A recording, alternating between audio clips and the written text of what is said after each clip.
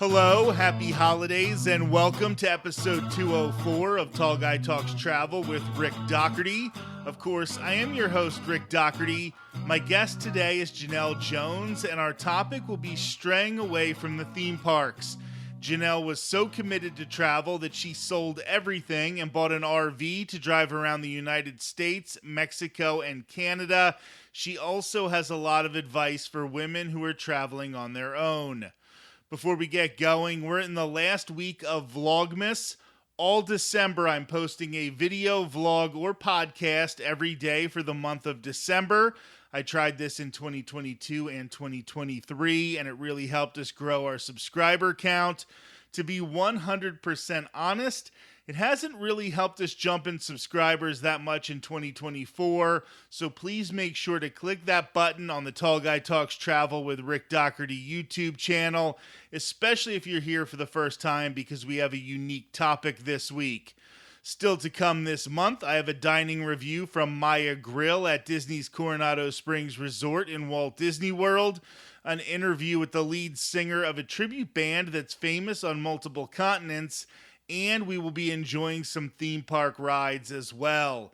Coming up in January of 2025, I'm going to do an episode of the podcast about Big Thunder Mountain Railroad in honor of the ride going down for refurbishment until early 2026. We'll talk about the history of the ride, the theming that you might have missed, and I'll talk about some of the different versions throughout the world. Also in January, I'll talk to author and former Disney cast member Natalie Keller-Reinert, who wrote a book about working in a theme park. This is a novel that takes place in a fictional theme park, but deals with many of the issues and topics that we discuss on a regular basis.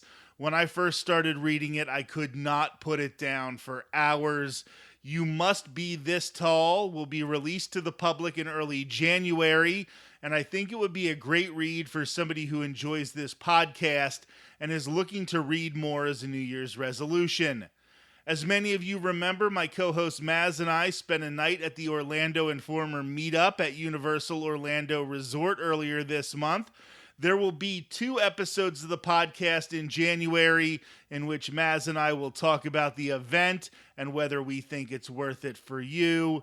Because of the continued popularity, I will probably find a different topic revolving around former Disney chairman and CEO Michael Eisner for January 30th. Every time I talk about Eisner, you all seem to really enjoy it. Now let's get started with our main conversation with Janelle Jones. Thanks for being here, Janelle. Thank you, Rick. I'm glad to be here. So you are doing something that I think a lot of people would envy. I just don't know how many people would be willing to sort of make that jump. But why don't you describe, first of all, just how you live your life? Because I think this is going to be really interesting to a lot of our listeners who love different types of travel. Yeah, thanks, Rick. I will. The quick version is I sold everything I own, and I mean everything. I don't have a storage room in nothing. And I went and bought a 36-foot RV, and I live and travel full time in an RV. And when I say I travel full time, meaning I move every week to 10 days. Always, like right now, I'm stopped for a month. But for the most part, I move about every 10 days. So what made you decide to live this type of life? Were you feeling kind of stuck in a rut, or did you go on road trips and just love that feeling and want to have it all the time? What made you decide to make this big leap? And it is a big leap. And I did it at 60 years old. This isn't like van life. I mean, I'm a woman and I'm single too. I do this on my own. It really starts, and this is such a cliche, it starts in childhood. When I had 6 brothers and sisters, we didn't have any money. So when you're poor, you move a lot. So I went to 12 schools in 12 years. So that kind of moving is in my blood. I hated it, but it's how I raised. That's what I know. So when I retired at 54, I was like, okay, now what am I going to do? What? So I moved to I was in Florida. And I moved to Texas. I was around the family. I bought a house. I renovated it. 2 years. I bought another house. I renovated it. So I started noticing RVs. I noticed them at my old job, but I started noticing RVs and I thought, what if I did that? Traveled with that because I've done Europe several times. I've done like extensive hiking. And so I realized I like that. So I bought what I call my starter RV and I hit the road, had my house, and I did that for like 2 years. And I realized I was only at my house 4 months out of the 24 months. And along the way, I tore that RV up. I mean, I hit a building, I hit a McDonald's, I scraped everything off the roof. I went four-wheeling in it. I mean, all kind of stuff. And that's what made me realize I really like this life. I was only going back to my house to check on my house. So another year or two, I was like, you know what? I'm doing this. And I sold everything and bought a big RV. It's big in the RV world, but it's only 320 square feet. I mean, I'm tiny living is what I'm doing. And it is such a fulfilling, simple, easy life. If I told you, I can't remember all the places to tell you what I've been just this summer, just this summer that I've done. So you're right. When you first said not everybody could do this, I have so many people say, "Man, I wish I could do this." I'm like, "You can. It takes a lot of steps, but you can do it." So I just want to know kind of, we all have that experience in maybe planning a vacation and we're like, okay, I want to go here, and you start planning months in advance. But I have a feeling that's not how you do it. Like, do you just one day decide I'm going to pick up and go to X location? Or are you kind of planning out your course throughout your life? Like, are you looking 3, 4 steps ahead? Yes and no. So in this year, for example, in March, I have an RV group. I started in March and we did Texas and we came up and went to Oklahoma City and Pella and did the Badlands and came all the way down California. And that was planned. But right now, I know that I'm staying for a month here. I'm in Southern California, and then I'm going to go to Mexico for a month. I do some planning, yes, especially when I'm with my RV group. But otherwise, nah, I kind of decide, you know what, it's hot here. I'm going to go north or I'm going to go further east and then I can just go. No, that sounds incredibly freeing, because I know one of the things that we end up talking about is how you can get burdened by the planning process of travel. And that sort Yeah. of takes away from that burden, and you can sort of feel free to just pick up and go on a moment's notice. So I obviously don't live your type of lifestyle, but I have done a lot of cross country road trips, and I do think there is something really romantic about it. I don't know, there's something about pulling into a gas station at 3 o'clock in the morning, and there's just like this sense of freedom, like the world is your oyster, and you can either keep going or you can stop and take a nap. And there is a real freedom aspect, going back to like Route 66 mythology and all that kind of stuff.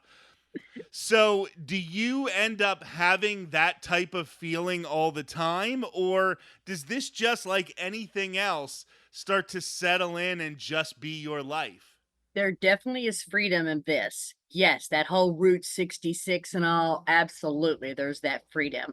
When you open the door and you're looking out at the redwoods, and then a week later you open the door and you're in a state park and 5 minutes from Crater Lake, yeah, there's definitely a lot of freedom. I never pulled into a gas station at 3 a.m. I know you're kind of using that as an example, but mostly when I drive to about 2 or 3 o'clock during the day and I find somewhere to park and hang out for the rest of the night. I'm not I'm not going anywhere that I have to be somewhere. And so I can't, except for the early days when I didn't know better. Now I'll drive 3 or 4 hours. And one of the great benefits of this is, yes, the freedom, but it's also like I never have to use the gas station bathroom again. To me, that is the greatest. I just go in the back. I don't have to eat gas station food. I can make a sandwich. I've got a microwave. I can heat up something. That's that's one of the good things about, this type of travel across country. And my RV is totally self-contained, meaning I have 80 gallons of water. I have solar all across the top of my roof so that I don't need to plug in anywhere. So I literally can pull off into land, free land that once you learn this life, you know where to go, where it's free land and beautiful surroundings, and can stay there as long as you want or until you run out of water, in my case. And you did mention not, stopping at a gas station at 3 o'clock in the morning. And that is something that is sort of a privilege to people like me. I'm a guy, I'm a big dude, as people know. I'm 6'4". And you also specialize in, you are a woman who travels by herself. And you have sort of become an expert at telling other women and giving women tricks and some advice on how you stay safe while living this type of lifestyle. That's a good point, Rick, because I get asked that all the time. I mean, if I go to a gas station 5 times, four of the times, somebody's like, looks at me across the pumps, we're both getting gas, like, you're driving that? You drive that by yourself? Yes, I do. I drive, at first it was ugly, but now it's just driving. But the thing about safety, of course, women look at safety differently than men. You can walk around, you're, like I said, a big guy, you're fine. Well, women are used to, from a very young age, we're taught differently on how to watch our environment. Same in this type of life. But what I tell everyone is it's not just a matter of making sure the door's locked. It starts at the very beginning of being able to handle your rig, knowing how to drive your rig, knowing what to do when things go wrong. I've had two major blowouts and it was pretty scary, because the RV jerked, and then I'm on the side of the road by myself with this 60 feet of vehicle. That's how long I am going down the road. 60 feet of hot mess, I call it. So there's so much more to being safe when you have something that you break down, knowing who to call, having the services. I have two roadside services, two of them, because if one can't, the other one can, and they're both for different things. So it's not a matter of, just like I said, locking the door. My RV, for instance, I'm higher up, so the bad guys would have to have a step stool to come in the windows, which, okay, maybe they would, but and then they could, to get in the front door, they'd have to have a crowbar. They could get in easily if they had a crowbar, but I feel like I would hear them and be able to react and respond to it. So I appreciate you saying that about teaching other people. I do webinars, and it's all about safety. It's for the men too. Not everybody is 6'4" and or wants to get entangled with somebody. It's like, from the back here, start from the beginning of being safe, not just you're confronting somebody and it matters that you're 6'4". No, that's an excellent point, because there is a lot that goes into safety, especially like even on, cross country road trips, just a matter of knowing where you are. So if you have to contact an emergency service, that you know where to tell them you're located. Yeah, that's so true. I'll catch myself on a highway, I'm on it for 200 miles. And every once in a while, I'll think, what mile marker am I at? In case something happens. And I'll have to realize I don't even know what mile marker. I haven't noticed an exit lately. So I consciously make myself look at a mile marker every once in a while, at least, or take note of the exit every once in a while. It's so many simple little things like that that once somebody kind of points them out to you, they make sense. So I wanted to get more to this romantic aspect of it, and I want to start talking about some of the locations where you've gone, especially the ones that have surprised you. Maybe a place that you went and you weren't expecting it to be like awe-inspiring, but you got there and you thought, wow, this is why I do this. There's been several of those. For instance, my first one I really remember was the Grand Canyon. We've all been to the Grand Canyon, or, it's a bucket list, and you park, you fight the traffic, you walk up to this fence, you look out on the Grand Canyon. It's beautiful. You walk this way a little bit, go to the gift shop, you walk this way a little bit, go to the interpretive center. Well, my group that I travel with knows that there's 13 miles of path that people with bikes and hikers can go on. And so we rode around the Grand Canyon for 13 miles and really and truly got to see the Grand Canyon. I had no idea. I had been there before. I just looked over the fence like everyone else. We went on a hike called the Wave in Arizona. And, it sounds good. And I love hiking or whatever.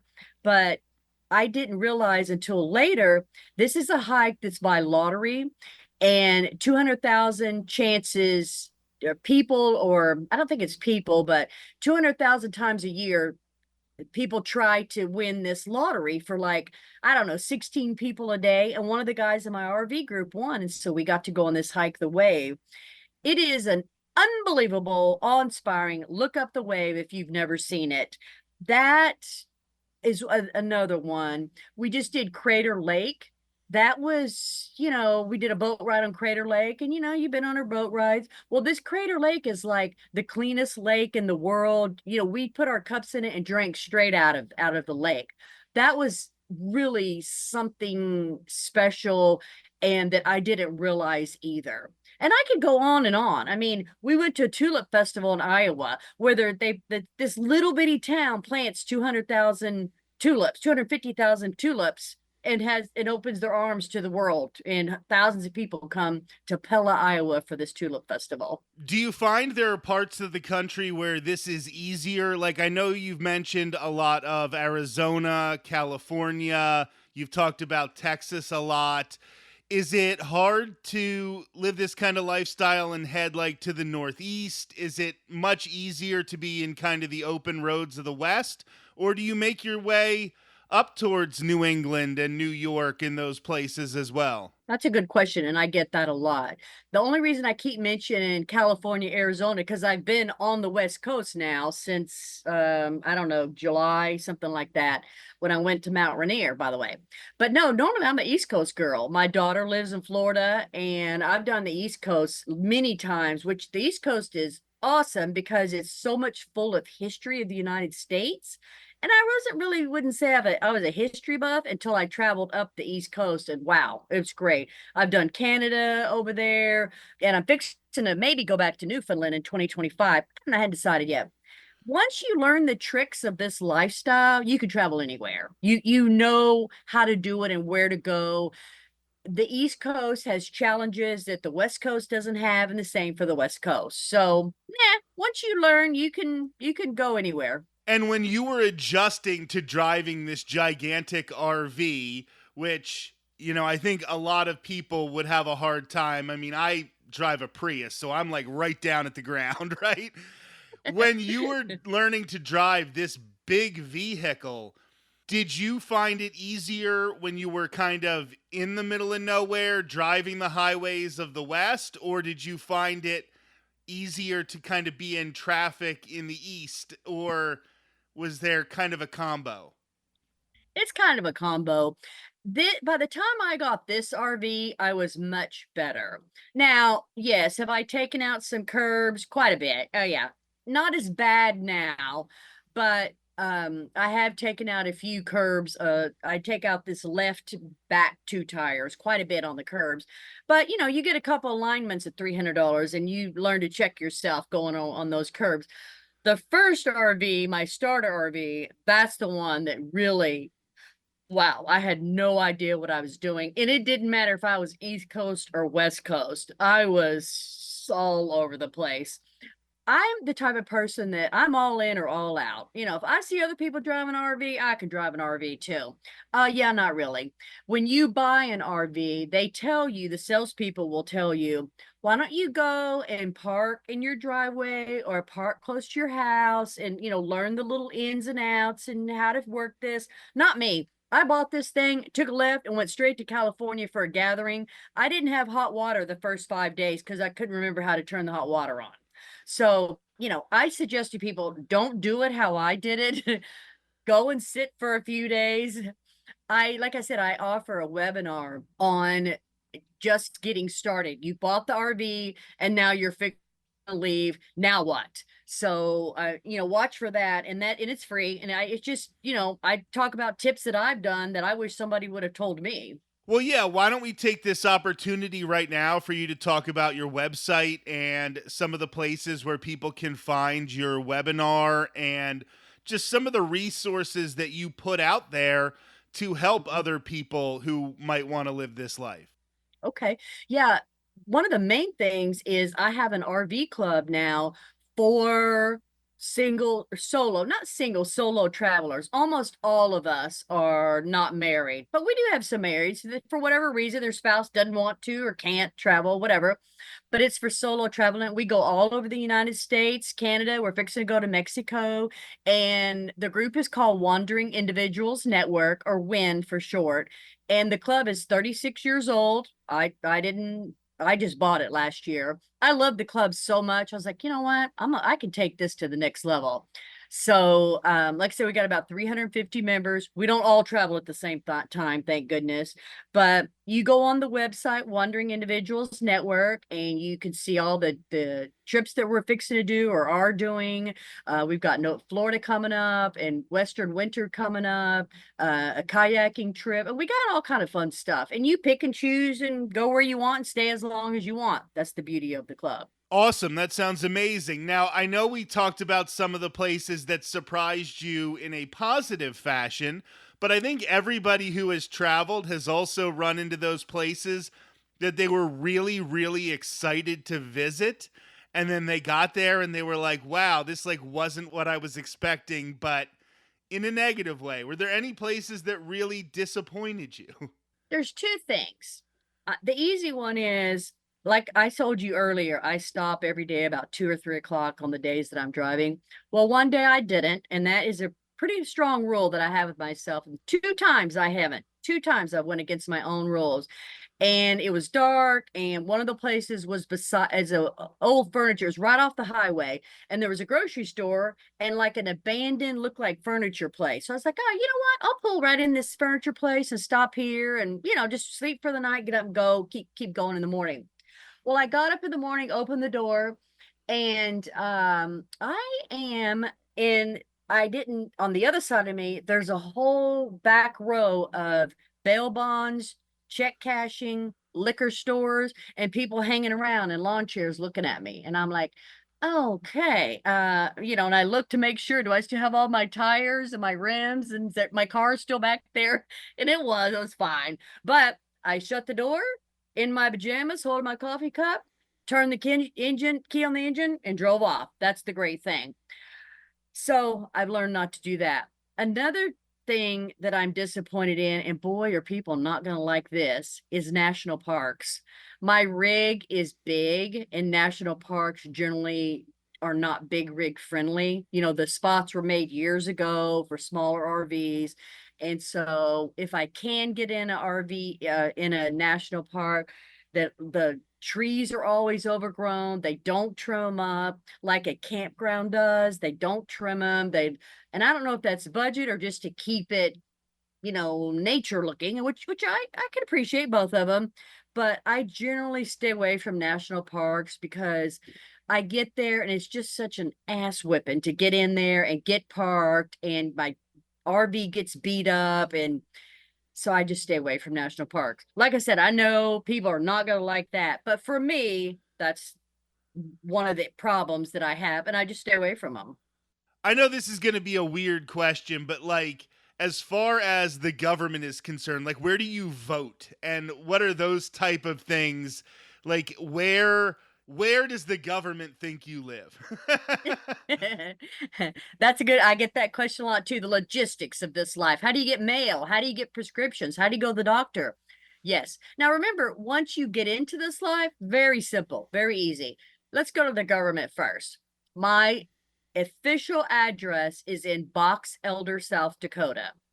That is where I get my mail. That is my official address, government address that goes on my tax documents. It's where I vote. I get absentee ballots. So that's simple. I get my insurance there. Why Box Elder, South Dakota? Because they are an RV friendly state, if you will. They recognize this as a lifestyle, if you will, and they're okay with that. They allow that to happen as long as you don't have another address, which I don't. Prescriptions are simple. You can put them at a Walmart. Walmarts are everywhere. Mail, I get my mail at that box elder address. But honestly, and then they'll ship it to me. It's a mail service, if you will, and they'll ship it to me. But honestly, you don't really get mail anymore. I mean, here and there you get something from the government. Usually, they're the only ones that use the mail anymore. But it's very simple. I just went to the dentist 2 days ago, and I did it in Mesa, Arizona. And contrary to what we've always believed, or at least I have, you don't have to go to the same doctor. You can go to different doctors and dentists. You don't have to go to the same one for 20 years. For the first year or two, I would drive all the way back down to South Florida to go to the dentist or go to the doctor. And now I realized, wait a minute, they have dentists all over. So I just keep notes, getting my hair done, getting facials, massages. I just keep notes of if I had a good experience or not, so that I know when I drive back through Iowa, I know where a girl is that can do my hair, or a dentist in Mesa. And that's how I knew to go to Mesa, because I'd been to the dentist there before. That's how I knew. That's 4 hours away, but I can go over there and go to the dentist. I used to live in Chandler, Arizona, so that was actually Okay. really right down the street. Sure. Yeah. What would you suggest for people who might want to dip their toe in the water of this lifestyle? If they wanted to see if it was right for them, would you suggest a few road trips a year and then, move on from there? Or do you think you just like jump right into the deep end? Well, I'm jumping the deep end, but I would suggest, to make it easy on yourself, to rent an RV. Matter of fact, if you go on my website, I've got a link where you can do RV share. So I would suggest you rent an RV, go on a family vacation. But I will say this, it is very different from going on a vacation than living this lifestyle. It's very different because it's temporary. You don't have your real stuff. You don't, especially in a rental, it's all their stuff, and you have to be careful, and the dishes aren't good, and the bed's uncomfortable. I don't have all that. I have exactly all my stuff in here. But yes, do it that way.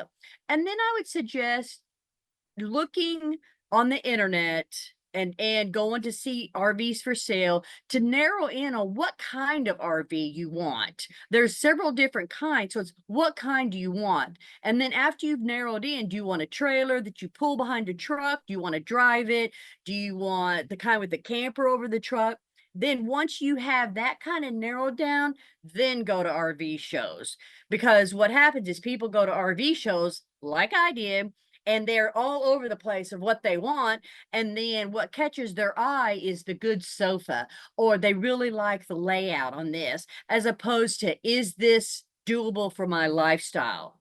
That first RV that I bought, I had no business with that. That was not for my lifestyle. It was an ass whipping every time I drove it, hooked it up and unhooked it. Whereas this, I can unhook and hook this up in less than 5 minutes. I mean, it's nothing.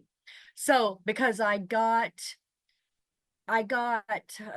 was a shiny, sparkly object that I saw with that other trailer that I had no business. It didn't suit my lifestyle. This one does. I put some thought into this one. What do I really want to do? How is this going to affect my life? How is this going to add to my life? That other RV took away from my life. So when you rent an RV, I liken it to that. It's just something else you have to do on vacation. But I still suggest you rent an RV and do that before you go buy one. And I imagine, just like any other car salesman or house, real estate agents, that the people selling the RVs are probably trying to sell you the most expensive one and not necessarily the one that fits your needs the most. So if you go in with that research, when somebody's trying to sell you something, no, I don't need that, right? And you can sort of steer them more towards what you want. So if you've rented one and you've tried it out and you start to know what you need, what fits your personality the best, it probably helps you avoid just buying the shiny new thing. That's a good point, Rick. It really does. Because, for instance, when you go to an RV show, and they always have these specials, and you get caught up in buying one there and all, and that's a major mistake. If not always, but for the most part, because if you drove to, say, Hershey, Pennsylvania to look at the big RV show that's coming up, next year. Wonderful. That sounds great. But if you buy an RV there in one of their specials, that means you have to drive your RV to them to get it serviced that first year. And if you drove from Texas, that means you're going to be driving there every time to get, and then you won't. And then you'll just end up paying for stuff that they would do under warranty or for free. So your point is very valid. Know what you want before you walk into an RV place and what you're willing to let go. There's no perfect RV. I love my RV. It's exactly for me, except I wish I had an outdoor kitchen. I don't. But to get an outdoor kitchen, you have to give up storage. In the long run, storage meant more to me. My first RV had an outdoor kitchen. I loved it. I used it about once a week. So I knew that about myself. So I thought I'd rather have storage all year than the outdoor kitchen that I'll use maybe once a week. Absolutely. Janelle Jones, thank you so much for being on the show. Why don't you plug your website and any information here before I let you go? Thanks, Rick. I will. My website is Wandering Individuals Network. If you need to get a hold of me, click on any of the links. They all come right to me. I have Instagram, of course, LinkedIn, I've got all the social media. If you want to get on my newsletter, I've got a 36-year-old newsletter. Let me know you want that newsletter. And it talks about our trips that's coming up. Real simple, easy newsletter. And we'd love to have you join us on any of the trips that we go on. Safe travels. Thanks for being on the show. Thanks, Rick. This has been episode 204 of Tall Guy Talks Travel with Rick Doherty. January 5th is going to be the last day for guests to ride the Walt Disney World version of Big Thunder Mountain Railroad until 2026. So I'm going to start 2025 with an episode about my favorite ride at WDW, which is also the wildest ride in the wilderness.